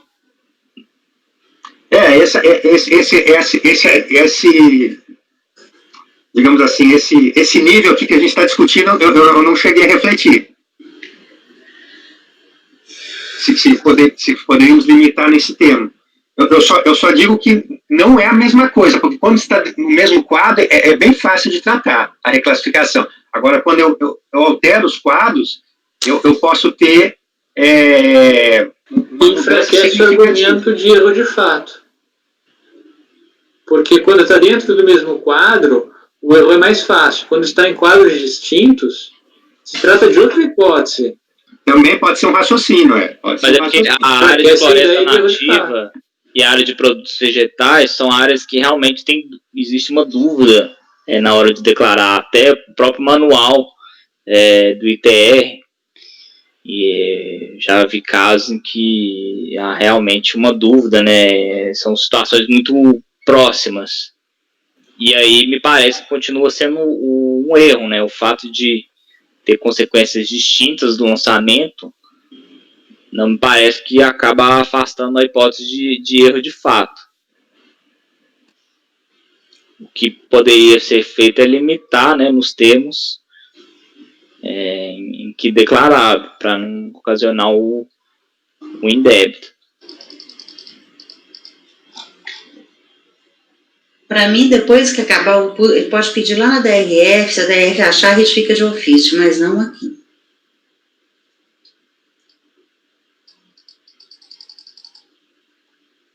Mas eu falei especificamente, presidente, no caso da área de exploração extrativa. Porque a senhora na página 7, o primeiro parágrafo do seu voto só diz: logo, não pode ser objeto de apreciação os valores divergentes apurados no laudo apresentado após a impugnação. Sim. Ele zerou. A única coisa que ele declara é essa área com reflorestamento. O resto está tudo zerado. Ele não declara nada. Sim. Não, mas... E produtos vegetais, com 355 também. Que ele declara. Ele não declara exploração extrativa. Tudo que ele... Mas está dentro do mesmo quadro que ele declarou. A senhora não concorda em reclassificação dentro do mesmo quadro, é isso? Na verdade, quando eu fiz o acordo, eu não pensei nessa reclassificação. Porque nós estávamos adotando esse raciocínio, mas geralmente no quadro de cima. No quadro de cima, pois é. A gente nunca entrou nesse aí de baixo, né? Nessa Isso, reclassificação. então Mas a reclassificação iria mudar a alíquota? Não. Não sei. Por que haveria? Vamos supor, você tira os 200 aqui que ele declarou como reflorestamento e coloca como exploração extrativa. Continua o total do mesmo jeito. Não muda a alíquota, não. Mas ele glosou, a fiscalização glosou. Não, pode não mudar, mas a área... Eu estou dizendo não mudaria se eu só reclassificasse, entendeu? Se eu só mudasse ela de linha. Aí não mudaria. Se eu zerasse numa linha e colocasse ela em outra. Aí não tem como mudar. Se for o mesmo valor. Sim. Né? Mas qual que você está falando especificamente agora? Me ajuda aí, porque realmente eu não pensei nessa reclassificação na hora que eu fiz o voto. Não, só me chamou a atenção o primeiro parágrafo, que a senhora fala área de preservação permanente, área de reserva legal, área de floresta nativa e área de exploração extrativa. Para área de produto da saúde reformada comprovada, não comprovada, são as áreas. Então, ele não declarou nenhuma área de proteção. Ele não declarou nenhuma área de proteção ambiental. Mas ele declarou área com reflorestamento. E não comprovada, isso. Declarou. Não comprovou os 200. Certo. Agora, no laudo, ele está trazendo uma área com reflorestamento e uma área de exploração extrativa, é isso? Calma, deixa eu olhar. 200... No laudo, olha lá, área de reflorestamento 24, então ele declarou 200, no laudo tem 24, certo? Certo. E com extrativa 18. Tá, por que essa 18, não estou dizendo que vamos considerar, mas por que eu não posso analisar? Aí você está dizendo para reclassificar. Dos 200 que ele declarou, seria, na verdade, considerar 24 mais 18. Isso, só que aqui eu não tinha observado um detalhe também, que só está falando que laudo apresentado após impugnação, quer dizer que ele não impugnou? Ele não impugnou isso? Não, esse laudo foi após impugnação. Ele impugnou, aí falou das áreas, aí dentro da própria impugnação ele pede um prazo de 45 dias para juntar o laudo e tal. Ah, tá. E ele juntou o laudo antes da decisão e antes de qualquer eventual dilação. Mas a DJ não considerou. Ah, não, tudo bem, então é diferente. Porque volto a dizer, então, eu manifestei porque o raciocínio que a gente estava fazendo, normal, era que dentro do primeiro quadro, das áreas isentas, mesmo que o contribuinte não tivesse se manifestado para a fiscalização, mas na impugnação e processo, olha, o enquadramento está errado aqui porque eu não tinha um laudo, o laudo foi mal feito, agora eu tenho um laudo, e ele é assim. Dentro do mesmo quadro eu poderia fazer essa alteração. Nós estamos encaminhando desse modo. Mas veja bem, a área de produção agrícola que ele afirma não existir, que a DRJ admitiu, né, seria 23,8, que é maior do que a exploração extrativa, que é 18. Se nem 23,8 altera a alíquota, muito menos 18. Então, eu acho que eu posso inserir um parágrafo, depois que eu falo da área de reflorestamento, que eu falo que é de 24, eu posso inserir um parágrafo que poderia ser admitido, poderia ser reclassificada, porque eu estou só, peraí, ficada a área parte da área declarada como área de reflorestamento,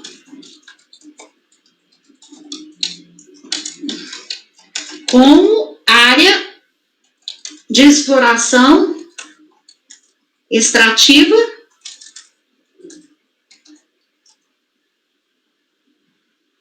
conforme laudo técnico apresentado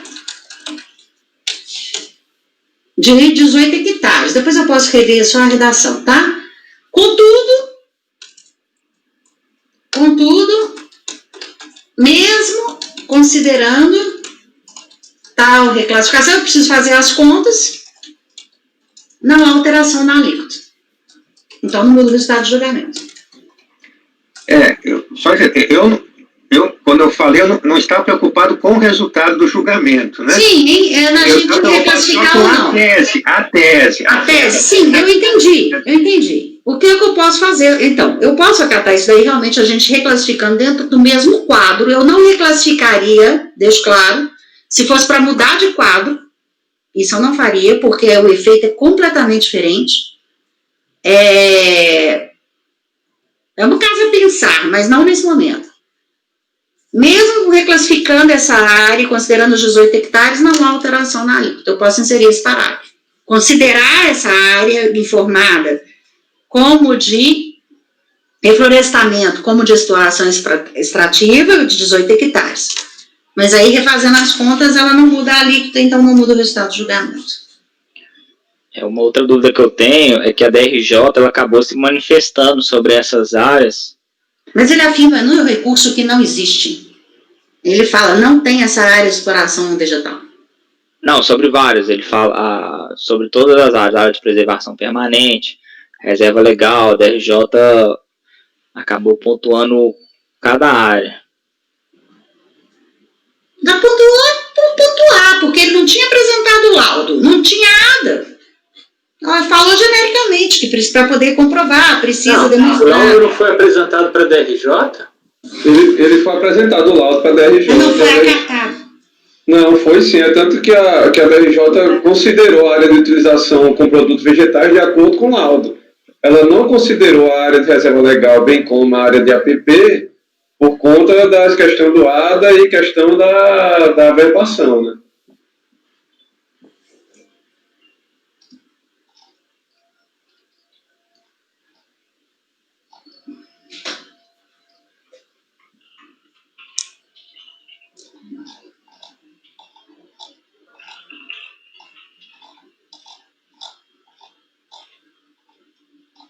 E? O senhor tem alguma observação, doutor Raíli, sobre assim, isso que nós estamos discutindo?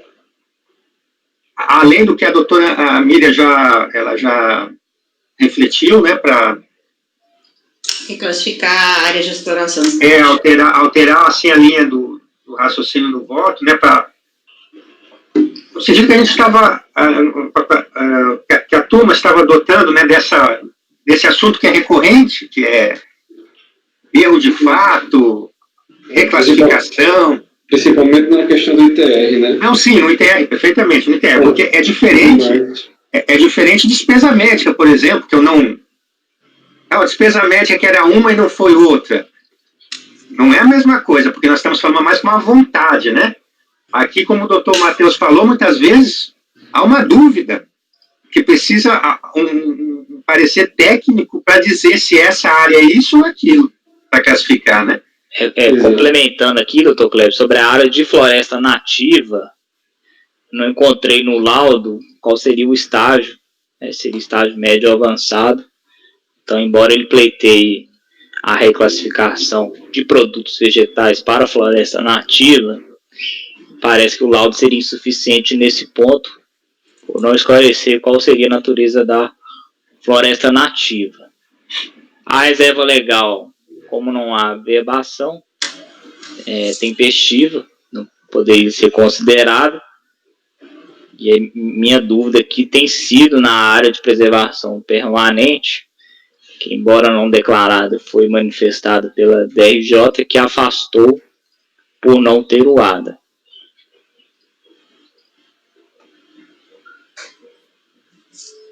E essa área está comprovada no laudo. O fato da DRJ ter... o laudo apresentou. Não é parte da área, né? O fato da DRJ... A RJ não poderia ter feito isso. Mas ela fez, assim... E daí? Eu não vou aceitar.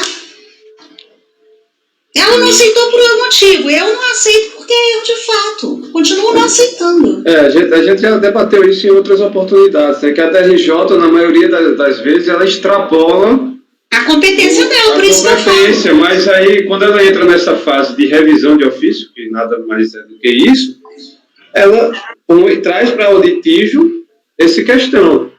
Uma vez que ela tende a fazer essa revisão de ofício, ou seja, incluir no litígio, e a motivação, ela uma vez feita isso, como já debatemos outras vezes, ela traz para o litígio, então já faz parte da origem, né? Ela não Mas ela não poderia pode ter trazer para o penalizado. PAF. Ela tem que trazer para o recurso hierárquico. Já que se é revisão de ofício, não é PAF. Não Esse é o grande problema que eu me incomodo. Mas a A questão proposta é de que... erro de fato, eu só admito analisar se o próprio fiscal considerou lá desde o início. A DRJ extrapolou a competência dela, não compete ao julgador avaliar isso. Eu custei entender isso, porque quando eu trabalhava na DRJ, eu achava que eu podia rever. Então, se ela extrapolou e ela não considerou, não deu provimento. O problema que acontece é quando ela dá provimento e é que eu acho que ela deu errado. Mas Ela aí... não deu e eu continuo não dando. Só uma dúvida, então. Quer dizer que a DRJ, ela emite uma decisão que é cabível 2 recursos?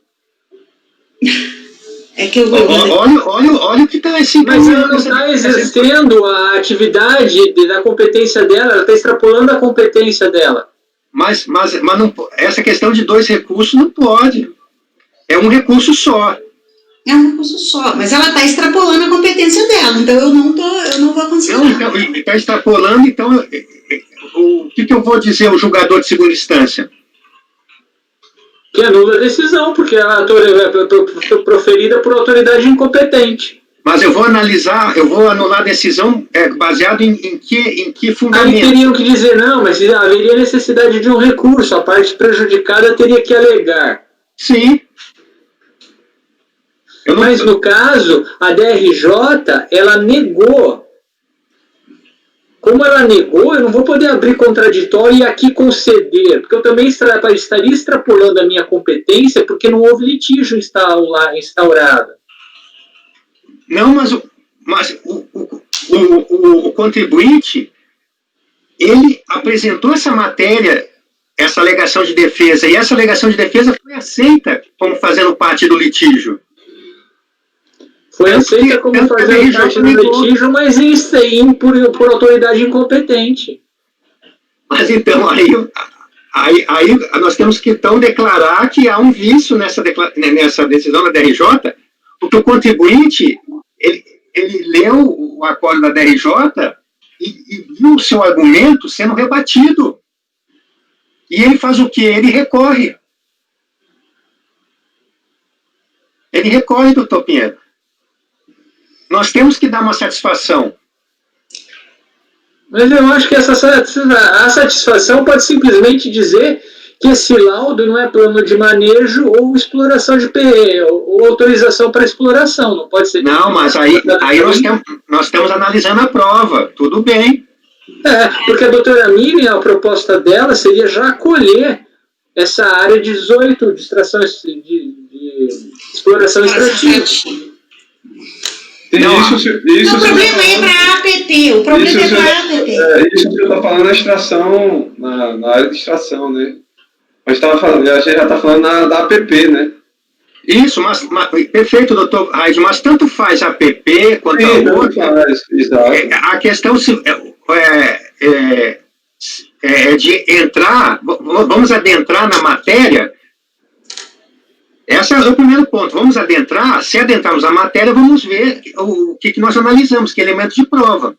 A tendência sempre tem sido adentrar a matéria. Até na linha daquele acórdão do doutor Matheus, que ele proferiu, acho que foi ontem, inclusive. Mas eu sempre fico inconformado.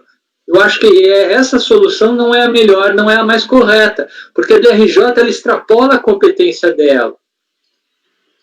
Não integra a LID. Ainda que ela tenha dito que a LID integra, não integra. respaldar esse entendimento em razão do recurso é como se nós estivéssemos convalidando aquela nulidade. Eu tenho uma frase aqui que eu falo, que eu digo assim, que isso daí sequer podia estar sendo discutido nos autos. Sequer poderia ser discutido nos autos, já que não faz parte do contencioso administrativo instaurado pela impugnação. Se a RFB quisesse que isso não estivesse sendo discutido, ela faria um ato vinculante, não é, doutor Pinheiro? Para tratar esses casos como a DRJ deve tratar, deve abordar. Mas isso varia de DRJ para DRJ. ITR eles têm adotado. Mas não tem solução da pessoa física, não se fazia de ofício, pelo menos em Curitiba. Não tem solução de consulta para uniformizar com vinculação à DRJ? Até onde eu sei, não existe solução de consulta tratando desse tema. Não tem solução tratando o tema, mas existe um mecanismo, um instrumento. E a RFB não toma essa iniciativa. Tá, e daí nós é que vamos normatizar? Não, o que eu quero dizer é exatamente, nós como um órgão externo à RFB, não vamos normatizar isso. Não vamos. No caso aqui, o CAF, né? Mas o recurso chega aqui, e ele precisa se tomar uma decisão. A tendência tem sido apreciar. Eu só queria tirar uma outra dúvida aqui. No caso, o laudo, doutor Raid, foi apresentado, que nem o senhor se manifestou, o laudo foi apresentado antes da decisão da DRJ. Isso. Mas ela não apreciou o laudo, ela diz isso?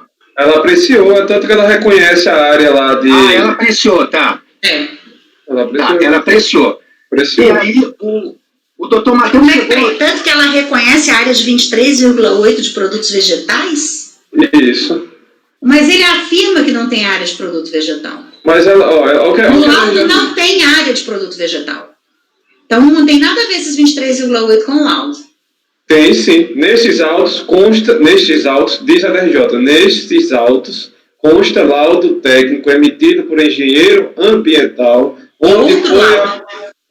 onde foi apurada a área correspondente a 23,8 como utilizadas com produtos vegetais, o quais é aceita no lançamento do ITR de 2007. Isso aqui foi o que disse a DRJ, ou seja... Sim, mas deve ser o laudo, deve ter sido apresentado 2 laudos, eu não me lembro mais, mas eu estou conferindo aqui. Porque nesse último laudo não tem essa área. Para a DRJ falar isso, são 2 laudos. Sim, mas de toda forma, se foram 2 laudos, um foi antes da decisão, né? Que ela tem conhecimento, ela... Esse aí. Mas o outro que foi apresentado após a impugnação, aí não. Aí é o outro que eu estou analisando. Não, mas após a impugnação foi antes da decisão, doutora Miriam. O que não quer dizer que ela avaliou. Peraí, eu estou procurando aqui, tem muito tempo que eu analisei esse processo, não lembro.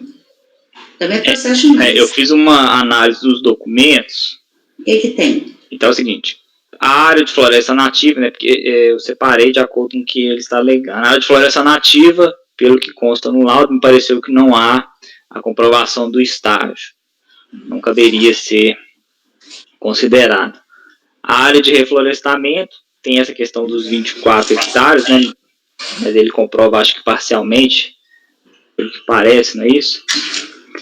A área de reserva legal, eu encontrei aqui a verbação tempestiva, o ofício do cartório, a menção de 20% da área total, que seria 1.800 metros quadrados, que equivale esses 20% exatamente a esses 36 hectares. Então, de fato, está averbada. A área de preservação permanente, esse 130, apesar de ele alegar 138, o que eu encontrei no laudo foi 98,22 hectares. E aí teríamos a área de exploração extrativa de 18 hectares, de acordo com o laudo. Doutor Matheus, esses números que o senhor está me passando, eles são diferentes do laudo da página 88? Não, a área de preservação permanente, eu encontrei esse 98,22. Esse está igual, mas a área de reserva legal...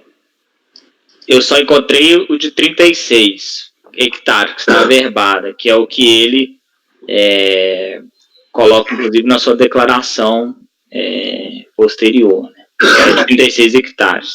Porque aqui no laudo da Folhas 88 diz que tem área reserva legal 115. Isso, mas o que eu encontrei averbado foi 36. Tá certo. E exploração extrativa diz aqui 16,95 hectares. Só falou 18, né? Exploração extrativa 16,95. Eu falei 18, mas eu precisaria de olhar o laudo. Exploração extrativa. Mas o senhor está se baseando nesse laudo aqui mesmo, né? Sim. Nesse aqui, né? Tá. E também com base no que ele pede, né, que faz parte aqui do relatório, do voto, que está na página 4. Entende que não pode ser penalizado por erro de identidade sindical, aponta os erros informados na DITR. Então, fazendo o confronto com o que ele alega, inclusive ele alega que reserva legal realmente 36 hectares. Né? Pode ser que tenha uma reserva legal que não foi averbada e por isso consta valor maior no laudo. Mas o que ele alega de reserva legal é 36 hectares. Que é o que está averbado, porque é 20% de 1.800. O laudo fala que 20% seria 115, ele também fala em percentual o laudo. Não estou entendendo. Será que o laudo tem uma área maior? Pode ser que tenha pegado aqui uma área maior o laudo. Assim, eu fiz uma análise, né, rápida, né? Pela lista dos documentos que o contribuinte diz que junta, ele junta um laudo técnico sobre o uso de solo mediante a apresentação de planta, fotos, relatório de metodologia, a outro laudo, que é o laudo comprobatório da existência de reflorestamento plantado, delimitação das áreas de APP, laudo técnico de reserva legal e laudo técnico de avaliação da terra. Isso, ele acabou pedindo 36 mesmo de reserva legal, apesar do laudo aí citar até um valor maior. E o que eu encontrei aqui averbado seria 36. Esse laudo da Folha 88 é 575 hectares a área do imóvel. É uma matrícula única. É a mesma área, então, que aqui é 575,6, que foi declarado. Exatamente. É essa área que ele faz aqui, está no laudo. Uma única matrícula. Uhum. Deixa eu só entender, vocês estão encaminhando para aceitar? Para analisar os dados dele? Afastar a questão de erro de fato e avaliar? É isso? Eu estou avaliando nos termos que a DRJ avaliou.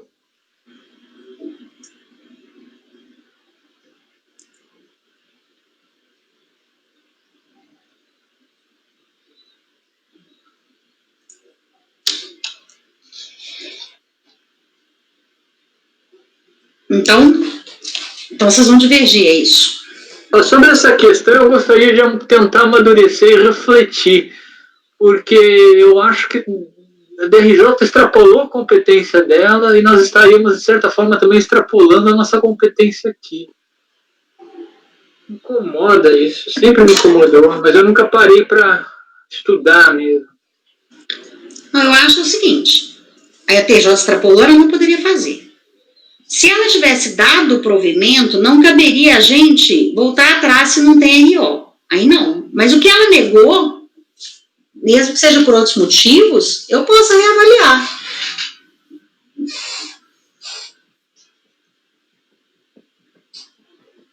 Eu não concordo em fazer essa avaliação, não. Ela errou. Eu vou insistir no erro?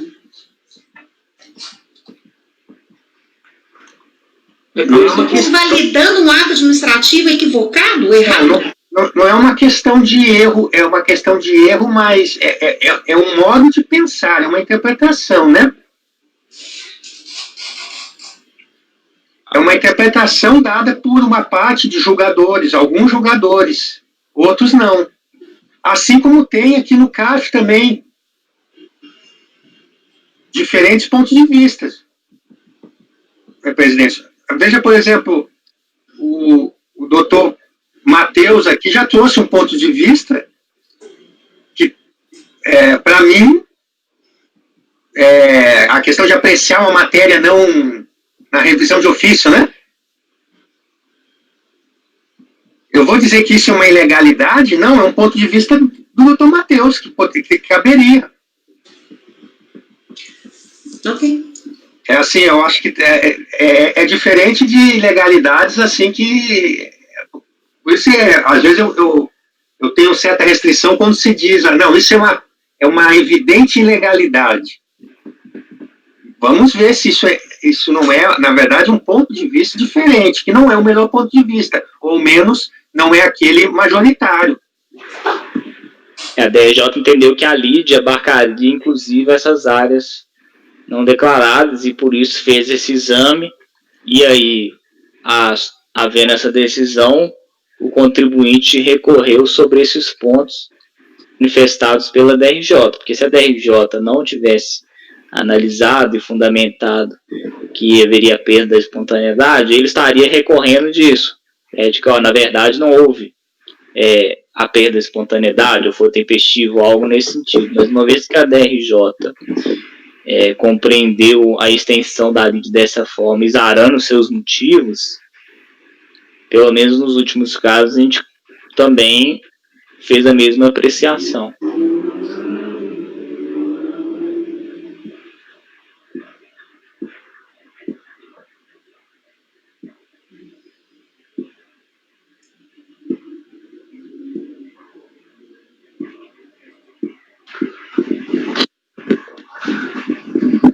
Eu estou acabando de ler um pedaço da corda RJ aqui.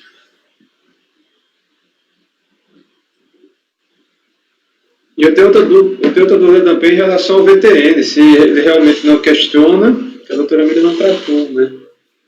Ou se dá para entender que ele questiona. Não questiona.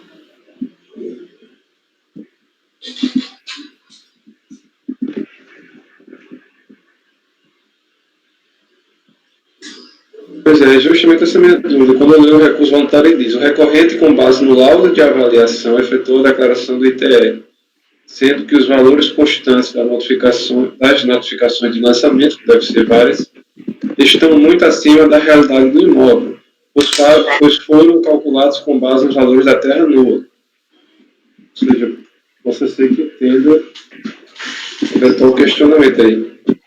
Entendi, né? Que a DRJ tratou, né? Eu não li a impugnação, mas ela tratou.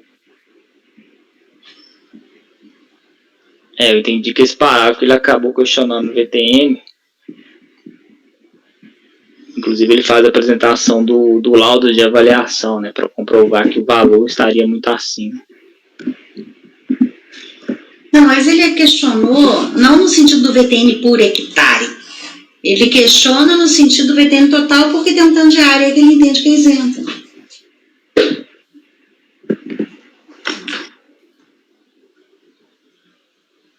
Doutor Matheus, o senhor falou que a área de reserva legal seria de 32 hectares, 20%... 36 hectares, 20% de 1.800. Tá, mas daí qual seria a área total desse imóvel, nesse cálculo? Não, mas o que eu estou analisando aqui, nesse ponto, é a reserva legal. A reserva legal deste imóvel. A montante que consta no laudo é superior ao que ele conseguiu juntar aqui de averbado, que é 36. Pode ser que sejam vários terrenos. Porque aqui não é a matrícula, é uma certidão que extraiu os excertos da matrícula, se eu entendi. Eu preciso olhar aqui, como eu li rapidamente. Eu achei meio estranho esse documento aqui, eu estou tentando ler e na folha entender. 37, né? Certidão de inteiro teor. Presidente, uma questão de ordem. Pois não. É o horário. Ah, sim. O que vocês querem fazer? Pedir vista de mesa? Eu acredito que são várias questões assim, né? Nós debatemos bastante já, né, presidente? Acho que... Sim. Inclusive, a senhora pode refletir aí. Porque realmente a DRJ, ela não aceitou por causa do ADA. Ela enfrenta o laudo, assim, eu repito, eu tenho um ponto de vista que do litígio tem que ser limitado, não é revisão de ofício, Mas, assim como tem na DRJ, tem aqui conselheiros do CAF que entendem que deve fazer essa revisão de ofício, porque deve prevalecer a verdade material, é negar jurisdição, é assim que se fala.